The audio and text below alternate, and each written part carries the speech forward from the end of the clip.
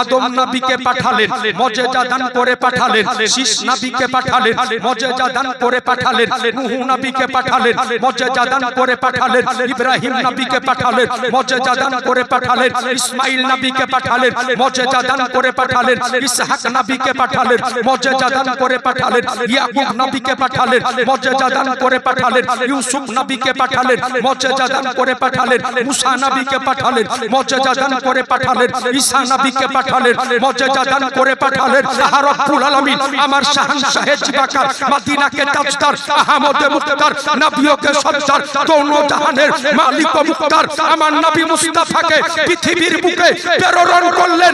তো আল্লাহ পাক আমার নবীকে মুজিজা দান করে নয়, বরং নবীকে আমার আল্লাহ মুজিজা করে খোদার কালাম কোরআন শরীফ অটুট বিধান। মহান রব্বুল আলামিন ইরশাদ করেন, ইয়া আইয়ুহান নাসু কাদ জাআকুম বুরহানুম মির রাব্বিকুম।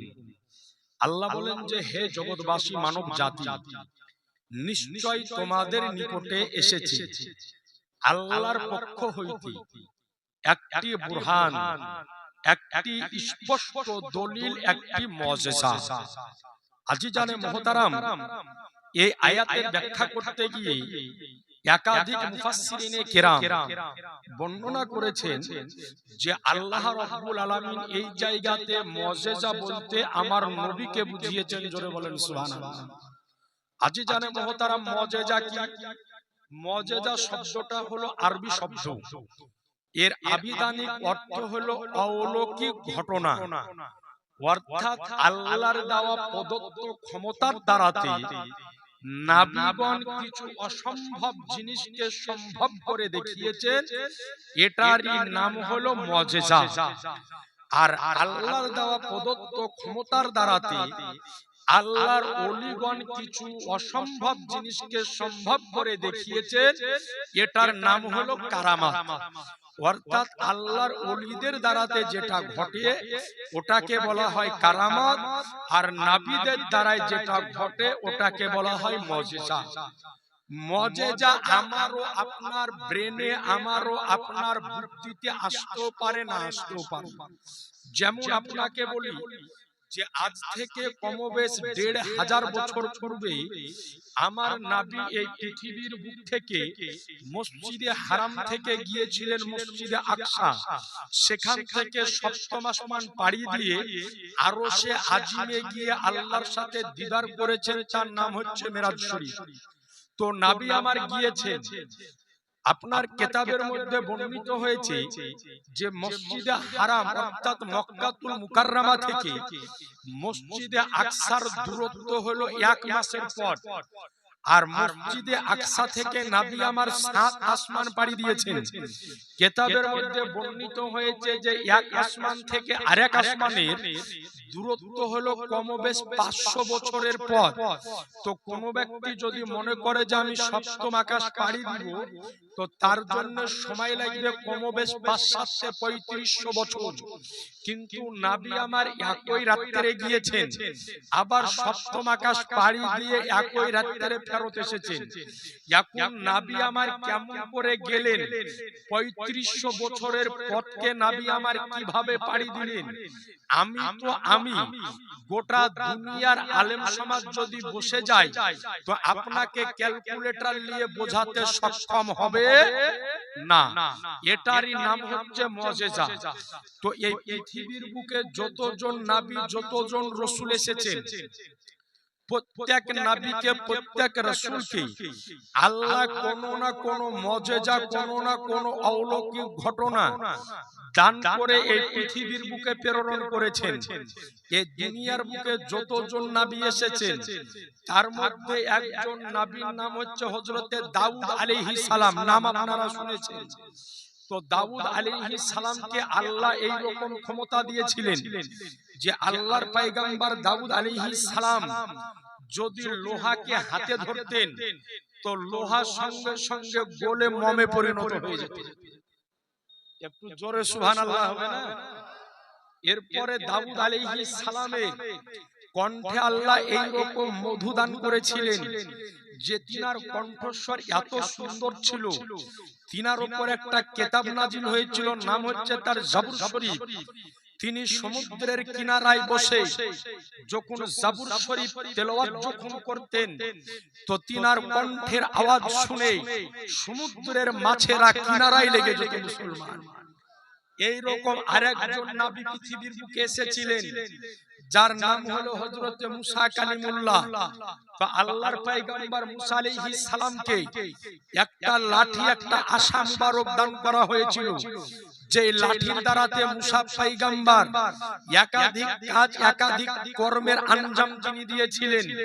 কোন মুহূর্তে ওই লাঠিকে যদি আপনার কুয়াতে নামিয়ে দিতেন, তো লাঠির নিচের দিকে বালতি হয়ে যেত, অপর দিক রশি হয়ে যেত। কিছুক্ষণ কথোপকথন করে আবার কবরের ভিতরে ফেরত চলে গেল। বলার উদ্দেশ্য হলো এটাই যে যতজন নবীকে আল্লাহ পৃথিবীর বুকে প্রেরণ করেছেন, প্রত্যেক নবীকে কোন না কোন মুজিজা দিয়ে, কোন না কোন অলৌকিক ঘটনা দান করে আল্লাহ পৃথিবীর বুকে প্রেরণ করেছেন।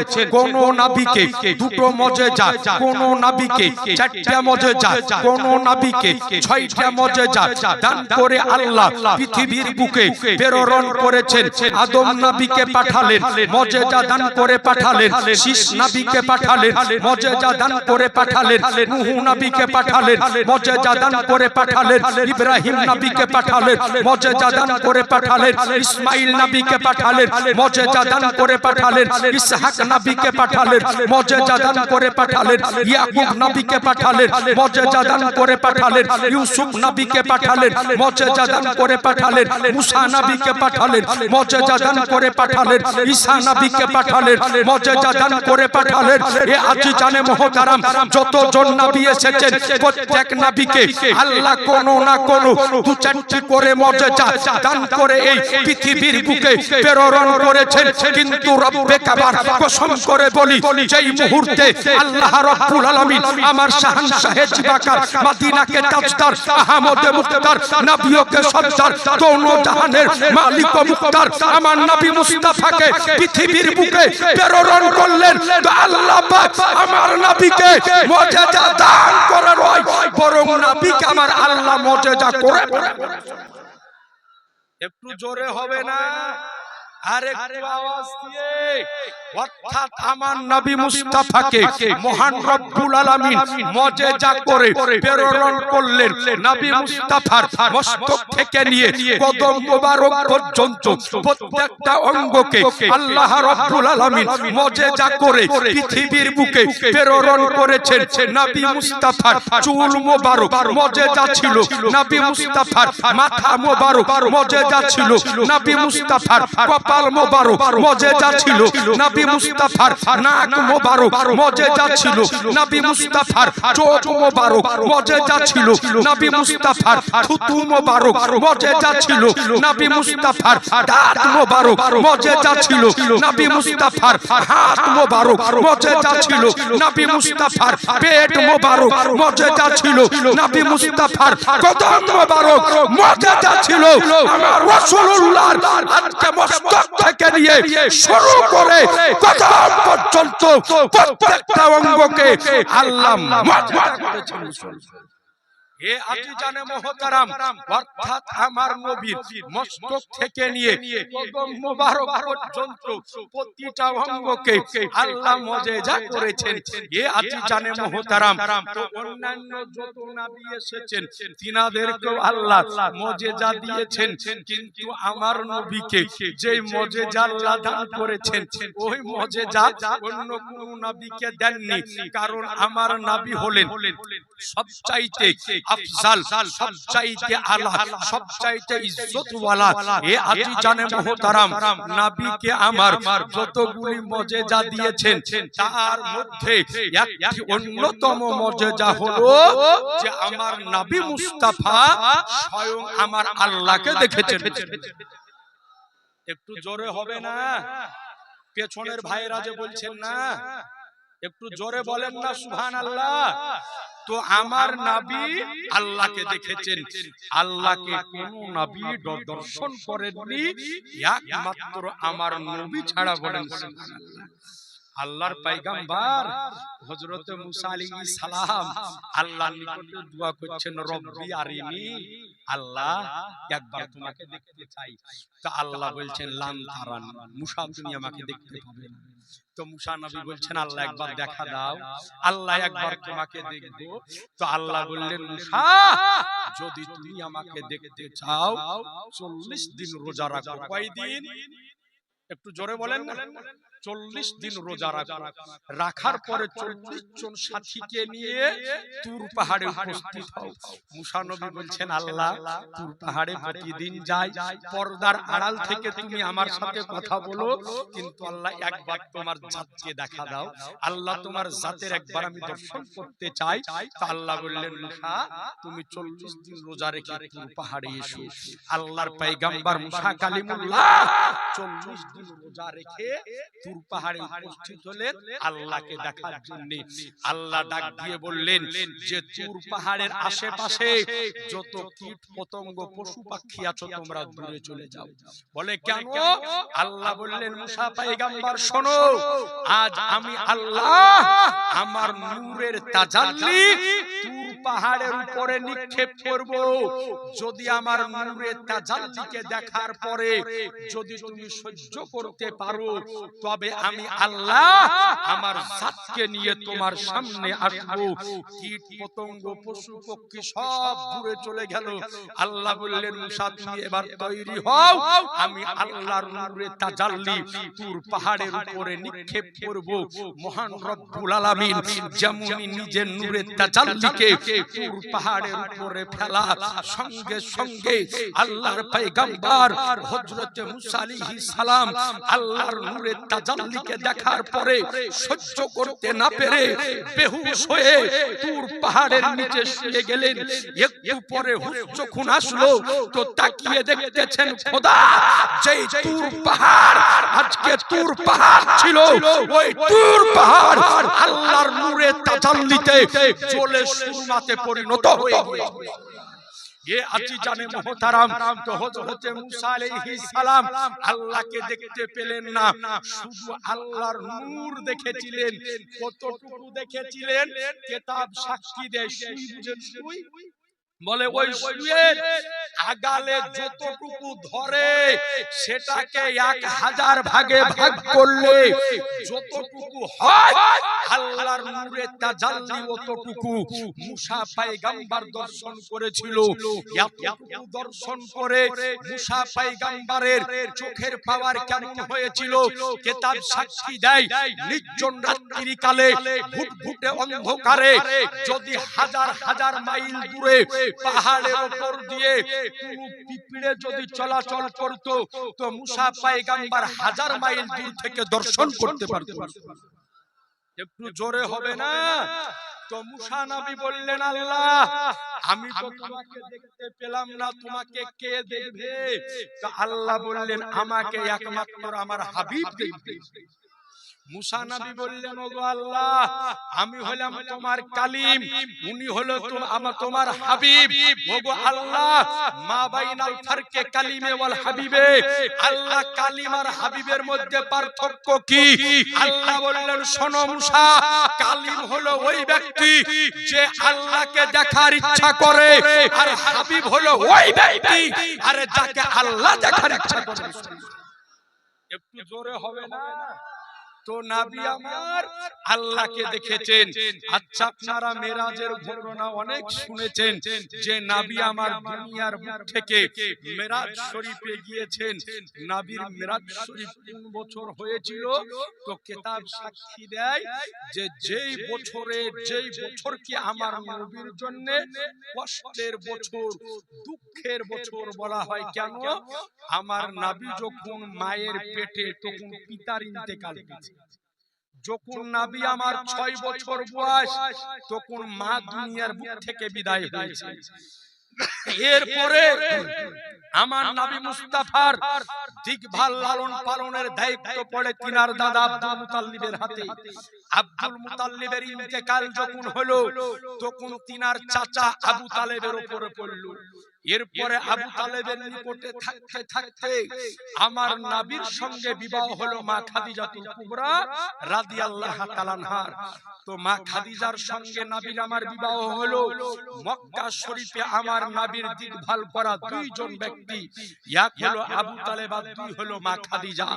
কিন্তু যেই বছর আমার নবী মেরাজে যেতেছেন ওই বছরে এই দুইজন ব্যক্তি আবু তালেবেরও ইন্তেকাল, হযরতে খাদিজা রাদিয়াল্লাহু আনহা দুনিয়ার বুক থেকে বিদায়। এই জন্য নবীকে আমার ওই 2 বছর নবীর আমার দুঃখের বছর বলে গণ্য করা হয়।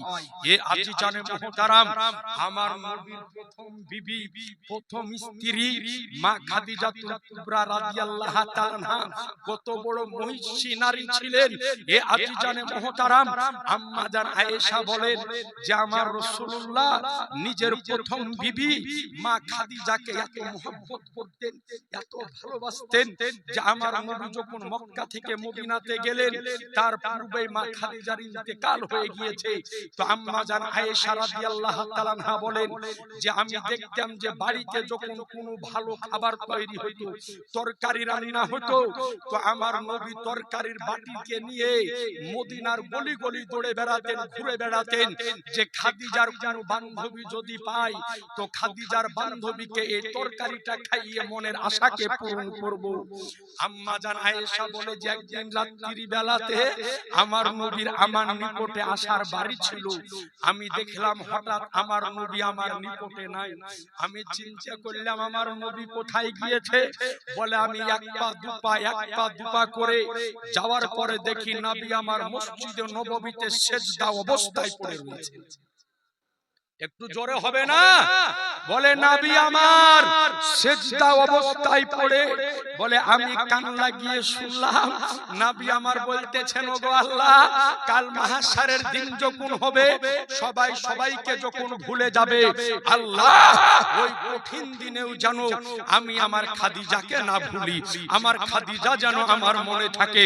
তো আম্মা জান আয়েশা বলে নবী যখন আমার মাথা উঠালেন তো ওই মুহূর্তে নবীকে বললাম ইয়া রাসূলুল্লাহ, খাদিজা আপনার প্রথম বিবি ছিল, আপনি তাকে মহব্বত করতেন, সেও আপনাকে ভালোবাসতো। ইয়া রাসূলুল্লাহ, খাদিজা তো দুনিয়ার বুক থেকে চলে গিয়েছে, আমরা আপনার ভালো ভালো সুন্দর বিবি আছি, আমাদের দিকে নজর করুন। তো নবী আমার বলেন আয়েশা শোনো, তোমাকে জানিয়ে রাখি মক্কার ধাত্রীতে আমার উপরে অত্যাচার যখন চলেছে, মক্কার জমিনে কোন জায়গাতে আমার উপরে পাথর নিক্ষেপ হয়েছে, কোন মুহূর্তে আমার গলাতে গামছা পেঁচানো হয়েছে, কোন মুহূর্তে আমার মাথায় উটের পচা ছুরি চাপানো হয়েছে, কোন মুহূর্তে আমাকে মেরে ফেলার সাজিশ বানানো হয়েছে, ওই মুহূর্তে মক্কার ধাত্রীতে একমাত্র আমার পাশে দাঁড়ানোর মতো খাদিজা ছাড়া আর দ্বিতীয় কেউ ছিল না।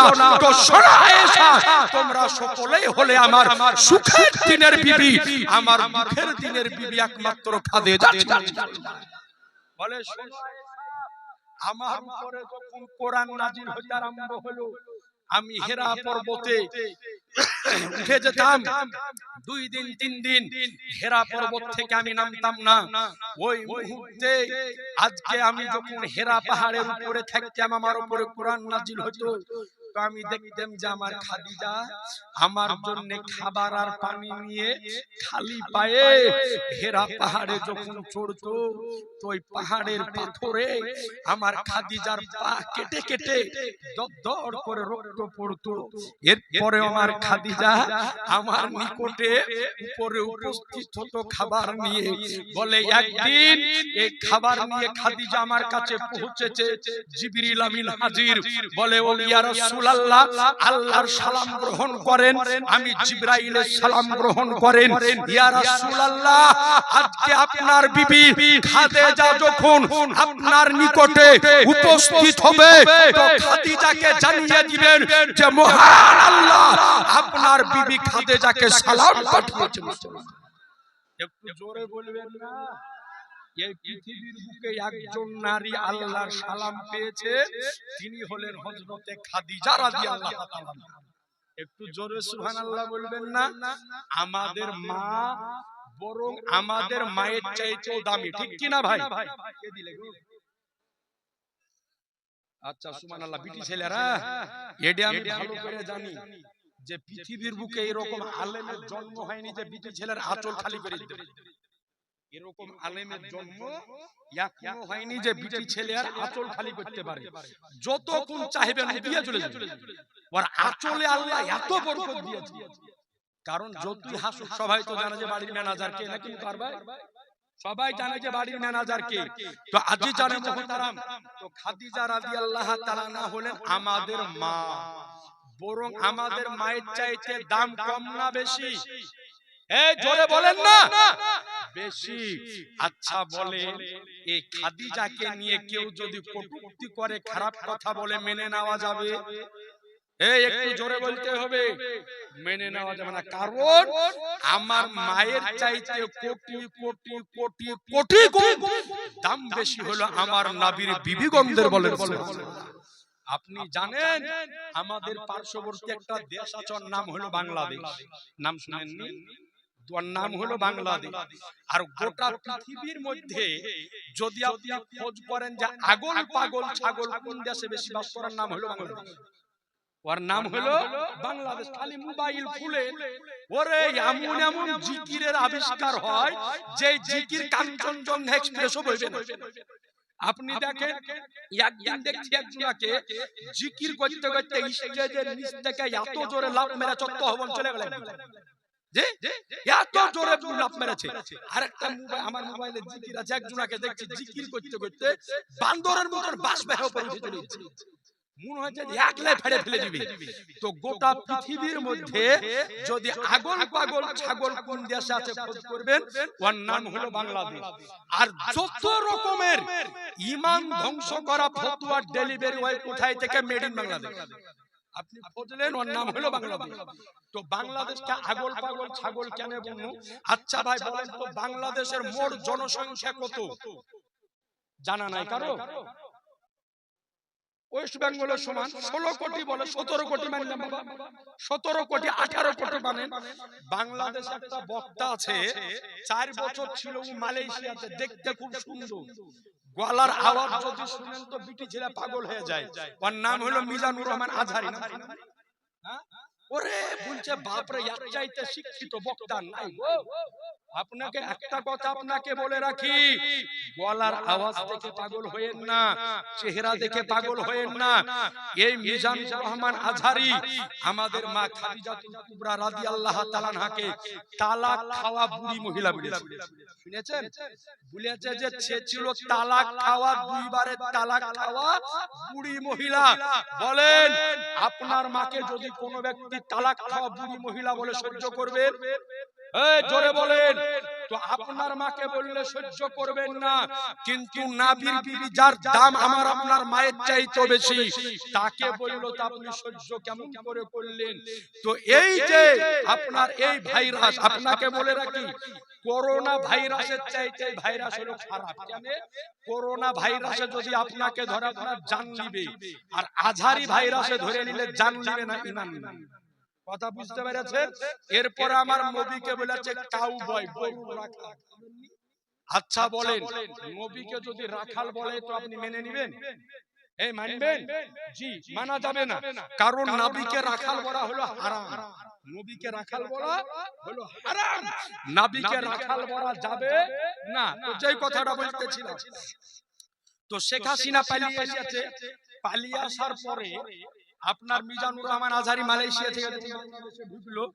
তো একজনা ফেসবুকে লিখেছে যে আজকে মিজানুর রহমান আজহারির প্রোগ্রাম ছিল অমুক এলাকাতে, তো ওর প্রোগ্রামে 20 কোটি মানুষ গেছিল জালসা শুনতে। এটা কোন পাগলে মানে নিবে? ওর গোটা দেশের জনসংখ্যা হলো 16 কোটি 17 কোটি, তো 20 কোটি মানুষ গেল কোথা থেকে? তো 16-17 কোটি মানুষ গোটাই কি মুসলমান? সব মুসলমান কি? সব মুসলমান নাই, কিছু হিন্দু আছে, আছে না ভাই? কিছু হিন্দু আছে। তো বলছে যে 20 কোটি মানুষ গেছিল আজকে জালসা শুনতে, তাইলে বলেন পাগলা কি পাগলা নাই? এর চাইতে বড় পাগল আর পৃথিবীতে কেউ নাই। তো আপনাকে জানিয়ে রাখি যে জেনে রাখবেন একটা কথা, যে আজ আপনাকে বলি যে নামাজ, রোজা, হজ, যাকাত এটার নাম কিন্তু ঈমান নয়, এটার নাম হলো আমল। ঈমান আলাদা, আমল হলো আলাদা। কোন ব্যক্তি নামাজ পড়ে পড়ে কপালে যদি ঘটা ফেলিয়ে নেয়, কোন ব্যক্তি রোজা করে করে বছর যদি পার করে দেয়, কোন ব্যক্তি যাকাত দিয়ে দিয়ে জমি জায়গা বিক্রি করে দেয়, কোন ব্যক্তি তাসবিহ করে করে সারা সারা রাত যদি পার করে দেয়, এরপর আমার নবী সম্পর্কে, নবীর বিবিগণদের সম্পর্কে যদি কোনো খারাপ কথা বলে, কোন গুস্তাখি যদি করে, তো আর নামাজের মূল্য আছে, ওর রোজার মূল্য আছে, ওর হজ ও যাকাতের মূল্য আছে? জি না। এই জন্য আপনাকে বলি, আগে হলো ঈমান, তারপরে হলো আমল। ঈমান যদি ঠিক থাকে, আমল ঠিক আছে। ঈমান যদি ঠিক না থাকে, আমলের কোনো মূল্য নাই। যার ঈমান নাই তার নামাজ নাই, যার ঈমান নাই তার রোজা নাই, যার ঈমান নাই তার হজ নাই, যার ঈমান নাই তার যাকাত নাই, যার ঈমান নাই তার তাসবিহ নাই, যার ঈমান নাই তার তাহলিল নাই, যার ঈমান নাই তার আজকে দান সাদকা নাই। এক কথায় যার ঈমান নাই তার কোনো আমলের দাম নাই। ঈমান যার আছে, নামাজ ঠিক আছে, ঈমান আছে, রোজা ঠিক আছে, ঈমান আছে, হজ ঠিক আছে, ঈমান আছে, যাকাত ঠিক আছে, ঈমান আছে, তাসবিহ ঠিক আছে, ঈমান আছে, তাহলিল ঠিক আছে, ঈমান আছে, সাদকা ঠিক আছে, ঈমান আছে। তো আজকে ঈমান নাই তো আর কোনো ইবাদতের দাম নাই। এই জন্য আগে আপনাকে ঈমান বজায় রাখতে হবে।